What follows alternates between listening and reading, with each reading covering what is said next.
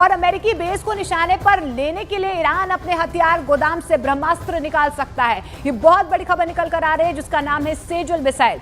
Iran पहले भी शक्तिशाली मीडियम रेंज बैलिस्टिक मिसाइल का इस्तेमाल कर चुका है और इजराइल में सफल हमले उसकी तरफ से किए गए हैं। इस मिसाइल की रेंज 2000 किलोमीटर से लेकर 2500 किलोमीटर तक की है, यानी कि इस मिसाइल के रेंज में इजराइल के यरूशलेम से लेकर तेल अवीव तक आ जाएंगे और अमेरिका के बेस भी निशाने पर लिए जा सकते हैं। ये जो सेजुल मिसाइल है इसकी रफ्तार 17,000 किलोमीटर प्रति घंटे की रफ्तार से आगे बढ़ती है। बहुत ज्यादा घातक है, मतलब यहां से मिसाइल दागी नहीं कि पलक झपकते ही अपने टारगेट को भेद डालने की क्षमता रखती है, ताकत रखती है। इस मिसाइल का वजन करीब 22,500 किलो है और इसकी मारक क्षमता इतनी सटीक है कि ये पिन पॉइंट टारगेट को भेद सकती है।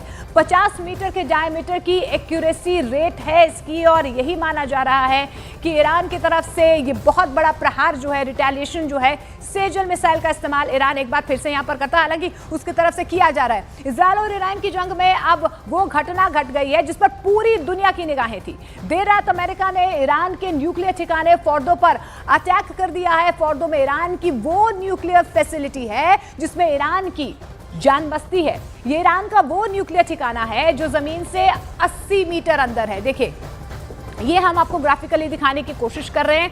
फोर्डो न्यूक्लियर फैसिलिटी है जहां पर सीधे तौर पर अटैक किया गया है, यानी कि इसमें ईरान की जान बसती है। हम आपको दिखाने की भी कोशिश कर रहे हैं कि किस तरीके से यहां पर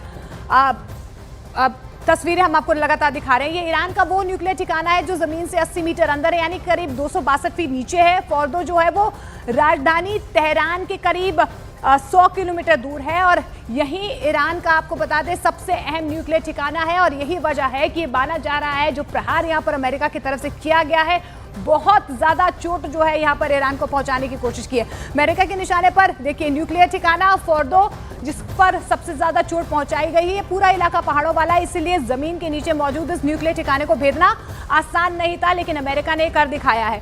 के काले, आपसे अब समझना चाहेंगे, अब अमेरिका की एंट्री के बाद से, क्योंकि अमेरिका ने ये चेता दिया ईरान को कि आप पीछे हट जाइए, अब शांति का वक्त है, लेकिन क्या आपको लग रहा है कि इसके बाद, क्योंकि ईरान लगातार रिटेलिएट कर रहा है, शांति की बात कहीं से निकल सकती है? आपको लगता है कि ईरान मान जाएगा या शांति के लिए तैयार हो जाएगा? देखिए, लड़ाई में दो पक्ष हैं, ईरान और इजराइल, दोनों को तैयार होना चाहिए शांति के लिए। और मुझे नहीं लगता जब तक इजराइल का ऑब्जेक्टिव अचीव नहीं होगा तब तक वो शांति के लिए बिल्कुल कोई बात नहीं करेंगे। देखिए, जिस तरह से ईरान के लिए ये एग्जिस्टेंशियल क्राइसिस है, उसी प्रकार से इजराइल के लिए भी अस्तित्व की लड़ाई है। तो इजराइल इस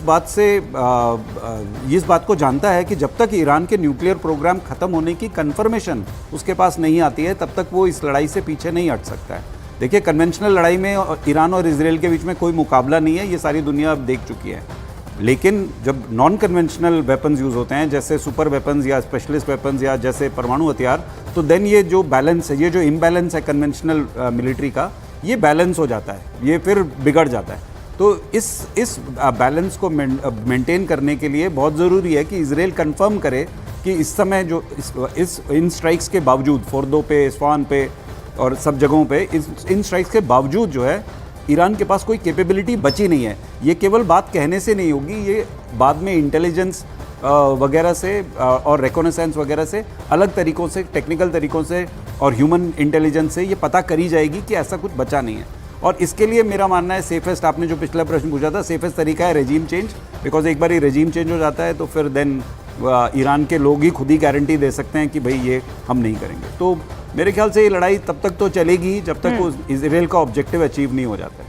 बिल्कुल, और ऑब्जेक्टिव अचीव करने की कोशिश अमेरिका की तरफ से आज जरूर की भी गई है। अमेरिका ने ईरान पर सीधा हमला किया है, उसके न्यूक्लियर सेंटर्स को तबाह करने का दावा अमेरिका की तरफ से साफ तौर पर किया जा रहा है। हमलों ने पश्चिम एशिया में पहले से चल रहे महायुद्ध को और ज्यादा भड़का दिया है।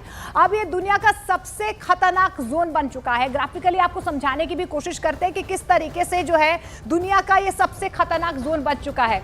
पश्चिम एशिया का ये वो इलाका है जहां पर पहले से इजराइल अलग अलग मोर्चों पर लड़ाई लड़ रहा है। देखिए, यहाँ पर पहले से इजराइल की तरफ से जो है हिजबुल्लाह से यमन में, हुतियों से और गाजा में हमास से इजराइल की जंग चल रही है। तो पहले ही देखिए इजराइल कई मोर्चों पर अपनी लड़ाई लड़ ही रहा है। अब ईरान से भी सीधे तौर पर टक्कर इजराइल की हो चुकी है। इजराइल की महायुद्ध यहाँ पर जो है उसकी शुरुआत हो चुकी है और इस बीच में अमेरिका की तरफ से भी अब सीधी एंट्री ले ली गई है। और ऐसे में अब देखिए ये पूरा इलाका जो ये पूरा जोन जो है वो सबसे खतरनाक बन चुका है। अमेरिकी विमानों ने ईरान में एक के बाद एक बड़े धमाके किए हैं और दुनिया के सबसे खतरनाक बमों का इस्तेमाल यहां पर अमेरिका की तरफ से किया गया है और सबसे बड़ी चोट जो है ईरान पर पहुंचाई गई है। 3 न्यूक्लियर साइट्स को तबाह कर दिया गया है। ईरान ने जवाबी हमला किया है। इजरायल पर लगातार जो है ईरान की तरफ से रिटेलिएशन किए जा रहे हैं। हालांकि इजरायल भी पलटवार कर रहा है।